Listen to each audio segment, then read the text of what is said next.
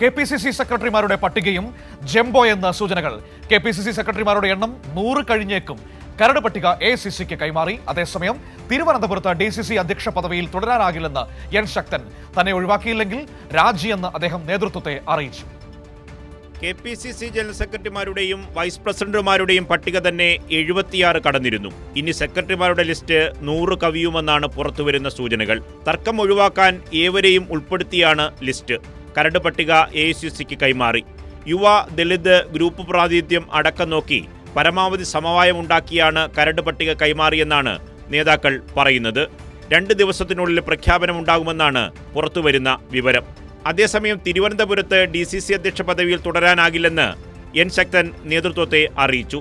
തന്നെ ഒഴിവാക്കിയില്ല എങ്കിൽ രാജിയെന്നാണ് അദ്ദേഹം പറയുന്നത്. പാലോട് രവി ഫോൺ വിവാദത്തിൽ കുടുങ്ങിയപ്പോൾ ശക്തന് താൽക്കാലിക പദവിയാണ് നൽകിയത്. 2 ആഴ്ചയ്ക്കുള്ളിൽ പുതിയ അധ്യക്ഷനെ പ്രഖ്യാപിക്കുമെന്നും അദ്ദേഹത്തിന് ഉറപ്പു നൽകിയിരുന്നു. പക്ഷേ ചെമ്പഴന്തി അനിലിനായി പ്രതിപക്ഷ നേതാവ് വാശി പിടിച്ചതോടെ പുതിയ അധ്യക്ഷനെ തീരുമാനിക്കാനായില്ല.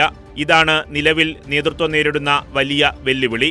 നിയമസഭാ തെരഞ്ഞെടുപ്പിൽ മത്സരിക്കാനാണ് ശക്തന്റെ നീക്കം. DCC അധ്യക്ഷ പദവി ഇതിന് തടസ്സമാകുമെന്നും ശക്തൻ കരുതുന്നു.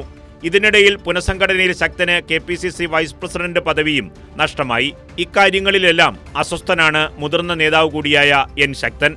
കൈരളി ന്യൂസ്, തിരുവനന്തപുരം.